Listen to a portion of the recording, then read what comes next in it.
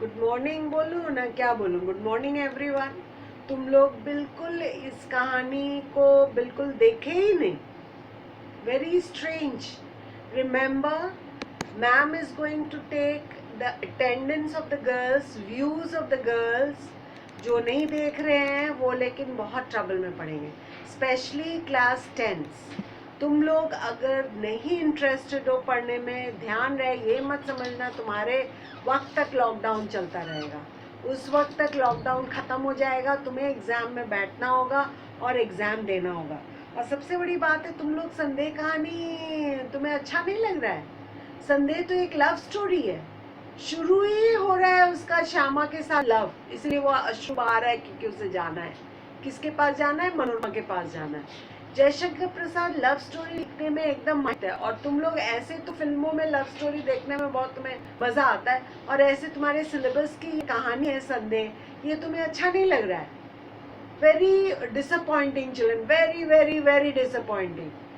ये संदेह कहानी specially for this present class 10, it is very important because this is going to come for your ICSE exam. ये आएगा ही आएगा, लिख के। तो एनीवे, लास्ट क्लास जो मैं बता रही थी कि राम निहाल जो है वो एक कमरे में बैठा हुआ है, सूरज की रोशनी आ रही है, रिफ्लेक्ट कर रही है। ये सब होने के बाद वो रोता रहा है। अब यहाँ से मैं फिर से शुरू कर रही हूँ। श्यामा वहाँ आकर खड़ी हो गई, मतलब श्यामा किसी ने कहा भाभी जल्दी आओ, क्योंकि ये राम निहाल जो है रो रहा है। वहाँ आके खड़ी हो जाती है और वो राम निहाल क्या करता है, रोता रहता है। तब वो उसे कहती है, श्यामा उससे, निहाल बाबू मैंने बुलाती है। निहाल ने आंखें खोलकर कहा, क्या है?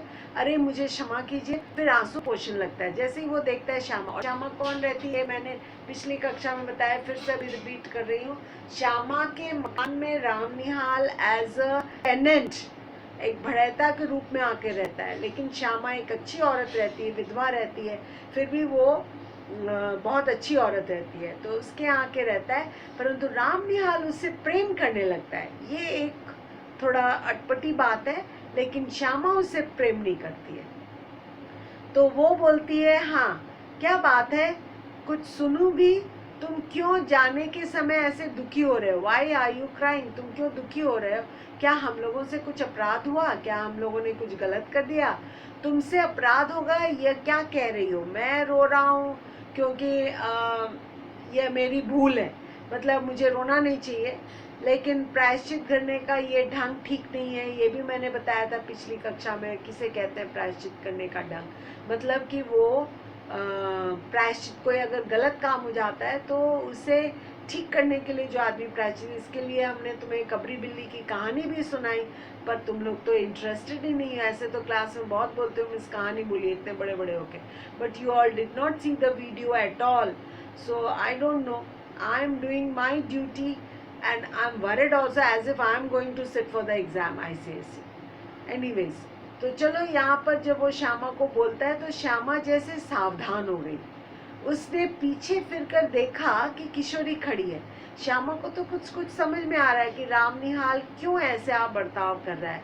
तो वो, क्योंकि वो देखती है वो उसी का चित्र लेके रो रहा है, तो फिर पीछे मुड़ के देखती है कि वो कौन खड़ी है, किशोरी जो खड़ी है, जो उसे बुलाती है, भाभी जल्दी आओ, राम निहाल रो रहा है।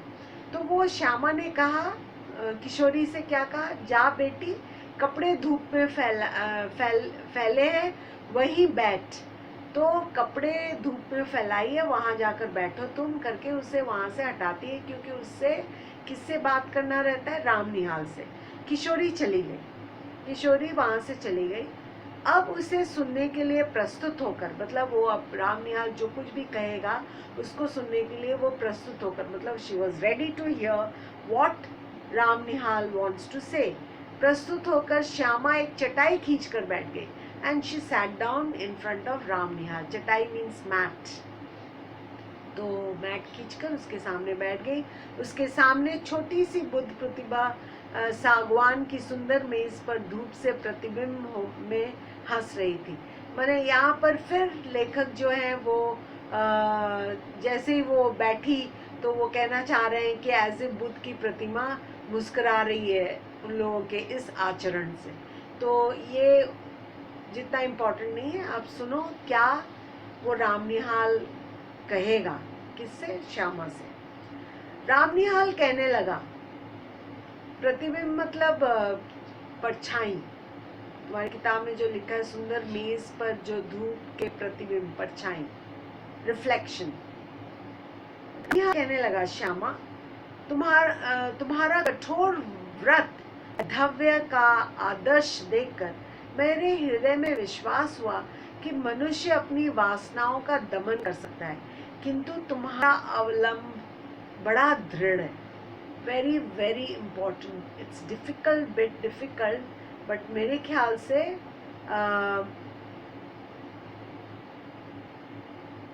एक सेकेंड, अवलंब बड़ा दृढ़ है।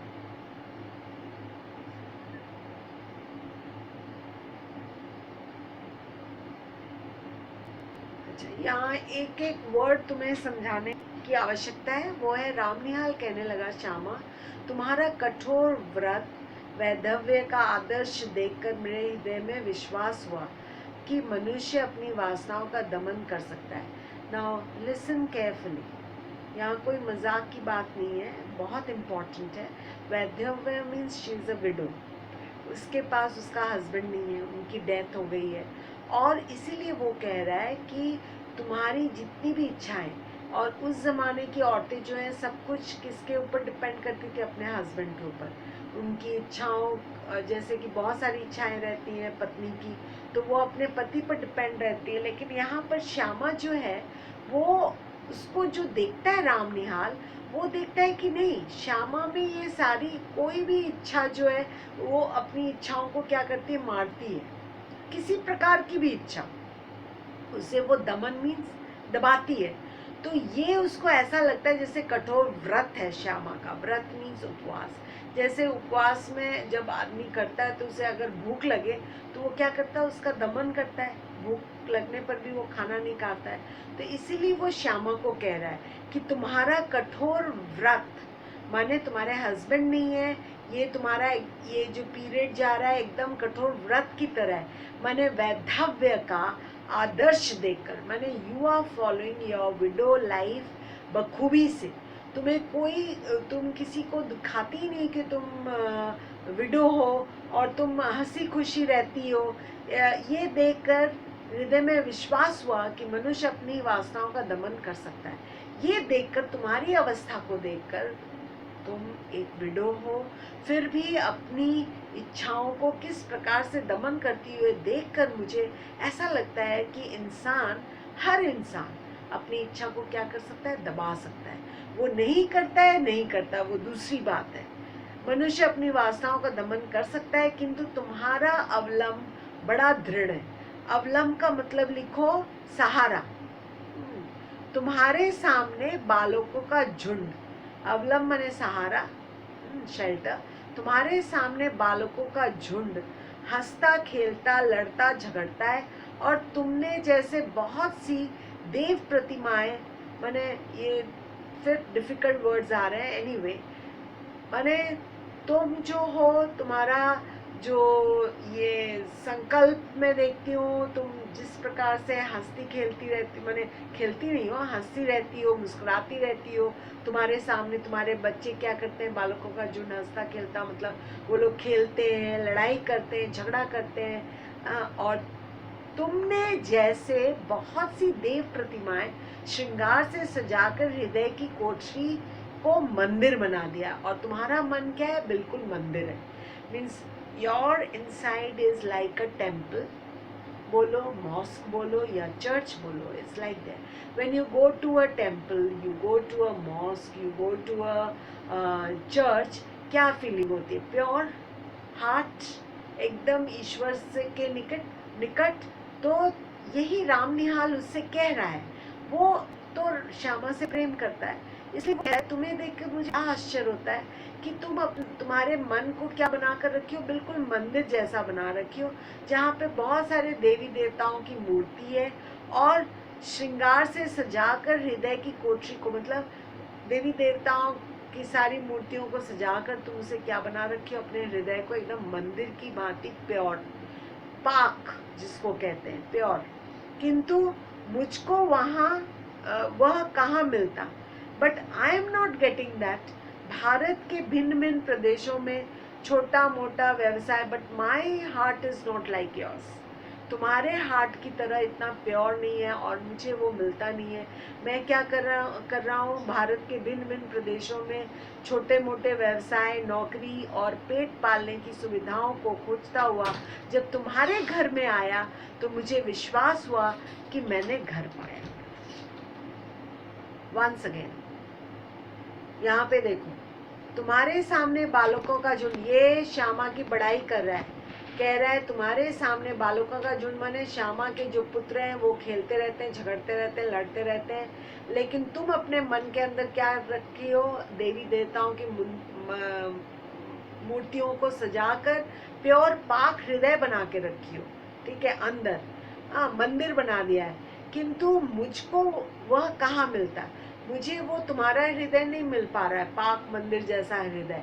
माने यहाँ साफ है कि श्यामा उससे पसंद नहीं करती, माने उस प्रकार की लव नहीं है जैसा राम निहाल उसे करता है, यही कहना चाहता है। अब वो कह रहा है कि वो श्यामा को कितना पसंद करता है। नेक्स्ट लाइन्स में वो कह रहा है, भारत में विभिन्न प्रदेशों में मैं क्या करता रहा, घूमता रहा, पहले बहुत सारे व्यवसाय के लिए, छोटा मोटा व्यवसाय, नौकरी, ये सब करता रहा। किस लिए, पेट पालने के लिए, मतलब अपनी रोजी रोटी कमाने के लिए, खाने के लिए, ठीक है, पेट पालने की सुविधाओं को खोजता हुआ जब तुम्हारे घर में आया तो मुझे ये घर लगा। देखो, चार दीवारी ईंटों से बनी घर नहीं होती, ये तुम भी अच्छी तरह जानती हो, मैं भी अच्छी तरह जानती हूँ। घर परिवार बहुत ज़्यादा इम्पोर्टेंट चीज़ है, इससे इम्पोर्टेंट तुम्हारी लाइकिंग कभी नहीं हो सकती, क्योंकि घर परिवार वाले सब तुमसे क्या करते हैं, प्रेम करते हैं। वो प्रेम की भावना जो है, माँ तुमसे माँ की तरफ प्रेम करती, पिता पिता जैसे, भाई बहन है, तो ये जो परिवार लेके बनता है वो घर कहलाता है। चार दीवारी से बना जो कोठरी है वो कभी भी घर नहीं हो सकता है। जब मैं छोटी थी तो मुझसे टीचर पूछते थे, what is the difference between house and home.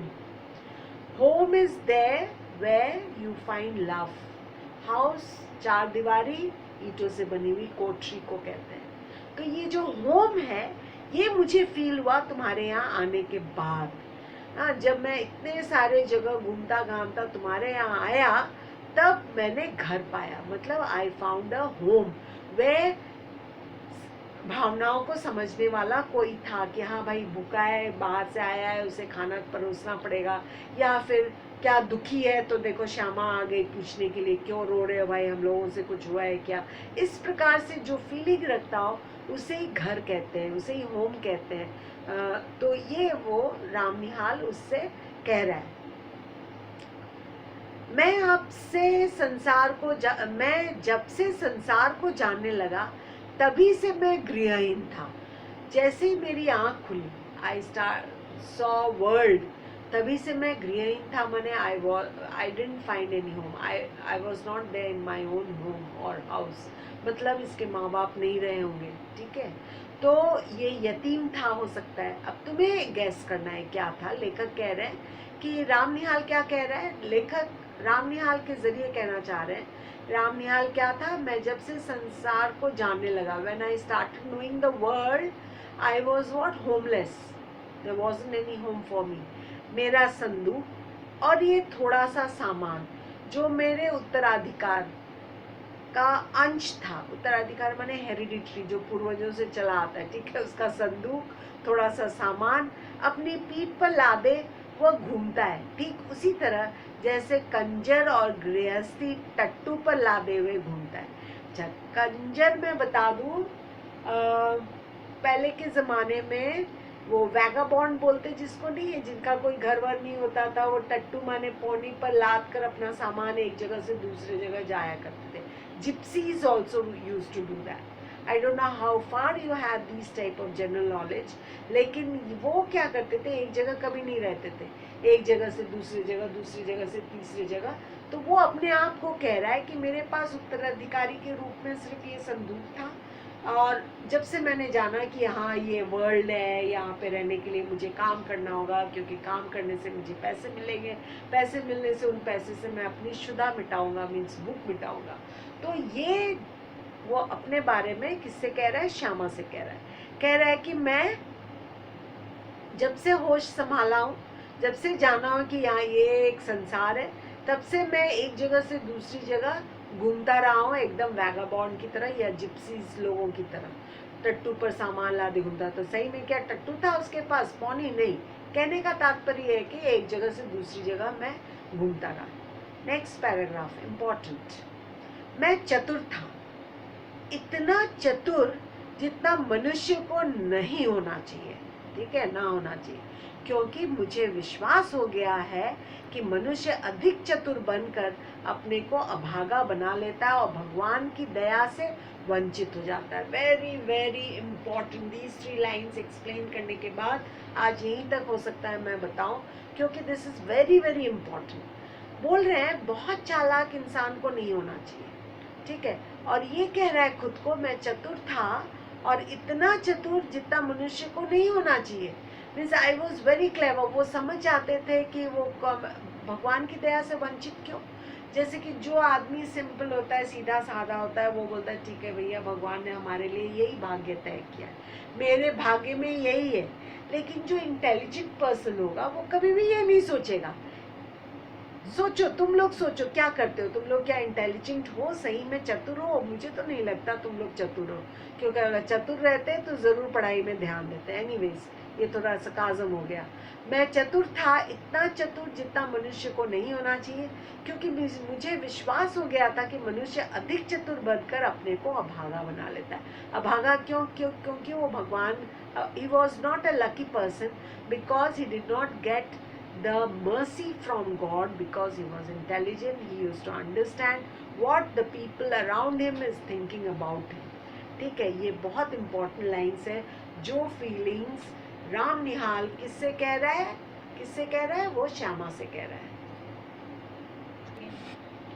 तो यहाँ पर वो अपनी भावनाओं को कह देता है। वो कहता है कि आई was not a lucky person, मैं बिल्कुल भी अभागा था, मतलब नॉट लकी, और मैं भगवान की दया से वंचित था, तभी तो अभागा था। आई वॉज नॉट लकी, क्योंकि मुझ पर भगवान की दया का हाथ नहीं था। आई वॉज नॉट लकी पर्सन। मेरी महत्वाकांक्षा, मेरे उन्नतिशील विचार मुझे बराबर दौड़ाते रहे। तो ये क्यों अपने आप को अभागा बना लिया था? जो भगवान पर विश्वास करते हैं, जो सिंपल माइंडेड होते हैं, उनको जो भी मिलता है 2 जून की रोटी, वो खाकर वो खुश रहते हैं। लेकिन रामनिहाल ऐसा नहीं था। रामनिहाल कह रहा, क्यों वो अभागा था? क्योंकि उसकी महत्वाकांक्षा है। महत्वाकांक्षा मतलब एम्बिशन बहुत ज्यादा थी। मेरी उन्नतिशील विचार, माई प्रोग्रेसिव माइंड मुझे बराबर दौड़ाते रहे माने एक जगह से दूसरी जगह काम करने के लिए वो जाता रहा कि मुझे इससे अच्छी अपॉर्चुनिटी मिले तो मैं जाऊँ, यहाँ से वहाँ, वहाँ से वहाँ। मैं अपनी कुशलता से अपने भाग्य को धोखा देता रहा।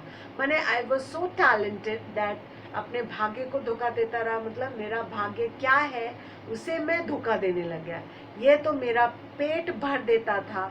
कभी कभी मुझे ऐसा मालूम होता था कि यह दांव बैठा कि मैं अपने आप पर विजयी हुआ और मैं सुखी होकर, संतुष्ट होकर, चैन से संसार के एक कोने में बैठ जाऊंगा, किंतु वह मृग मरीचिका थी। फिर से मैं समझाती हूँ।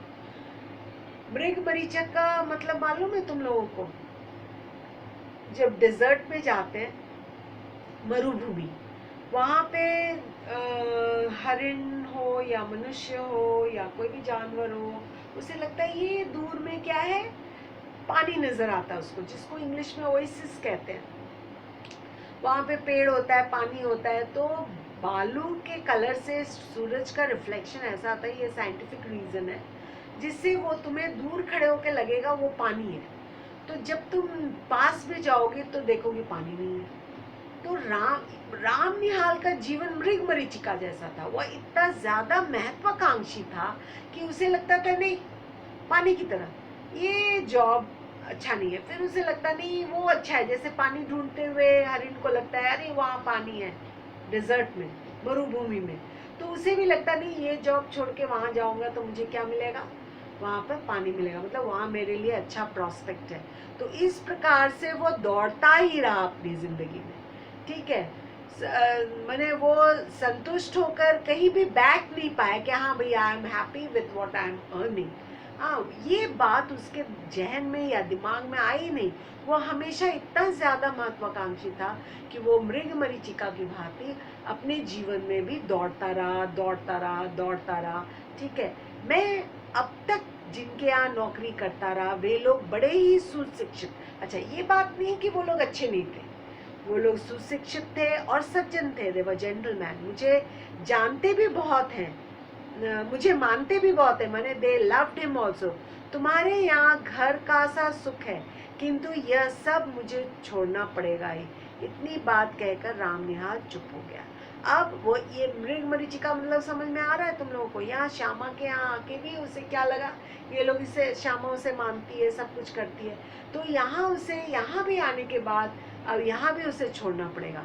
तो वो अपने जीवन के बारे में बता रहा है, किस तरह से वो जब इस दुनिया में, दुनिया नाम की चीज़ को जाना, तो उसे लगा कि हाँ ये एक वर्ल्ड है। तब से ही वो क्या कर रहा है, अपनी महत्वाकांक्षा को पूरी करने के लिए नौकरी कर रहा है, एक जगह से दूसरी जगह, दूसरी जगह से तीसरी जगह। जैसे कि मरुभूमि में प्यासा जो है वो पानी देखते हुए वहाँ पहुँचता है, देखता पानी नहीं है, फिर देखता है थोड़ी दूर और है पानी है, फिर वहाँ जाता है, फिर वहाँ देखता है वहाँ पानी नहीं। इसी तरह ये भी अपनी नौकरी बदलता रहा, बदलता रहा, बदलता रहा, ठीक है। इसलिए नहीं कि वो लोग अच्छे नहीं थे, वो लोग अच्छे भी थे, सज्जन थे, सुशिक्षित थे, सब कुछ थे। लास्ट में वो आया किसके यहाँ, श्यामा के यहाँ। बट अब श्यामा का घर भी उसे छोड़कर जाना होगा, उसे अब और एक मृग मरीचिका नजर आ रही है, ठीक है, एक और दूसरी जगह उसे नजर आ रही है जहाँ उसे जाना पड़ रहा है। तो आज यहीं तक, ठीक है। इतनी बात कहकर राम निहाल चुप होगा। आज इतनी दूर तक मैं बता रही हूँ बच्चों, प्लीज अंडरस्टैंड योर सीरियसनेस। ये चैप्टर का रेफरेंस टू द कॉन्टेक्स्ट आएगा ही आएगा आईसीएसई में, आज लिख के रख लो कॉपी में। And please do read the chapter nicely and try to understand. वैसे बहुत मुश्किल होगा, मैं बता रही हूँ, जैसे जैसे मैं बता रही हूँ वैसे वैसे तुम लोग स्टोरी समझते जाओ लाइन टू लाइन। और अगर कुछ कहीं नहीं समझ में आए प्लीज़ आस्क। खाली वो बुद्ध की प्रतिमा के बारे में उतना नहीं आता है, बस इतना आता है कि लेखक राम निहाल का कंपैरिजन उस बुद्ध की प्रतिमा के कह रहा है, जैसे कि वो रिफ्लेक्शन आ रहा है, बुद्ध की प्रतिमा हंस रही है, इसके मनोभाव को इसके जरिए वो बताने की कोशिश कर रहे हैं। इसके अलावा वो बुद्ध की प्रतिमा को छोड़कर अगर और कुछ पूछते हैं तुम लोगों को राम निहाल के कैरेक्टर के बारे में, यहाँ तक जो कि हमने समझाया, please you may ask me. Thank you, take care, be safe at home. Thank you very much.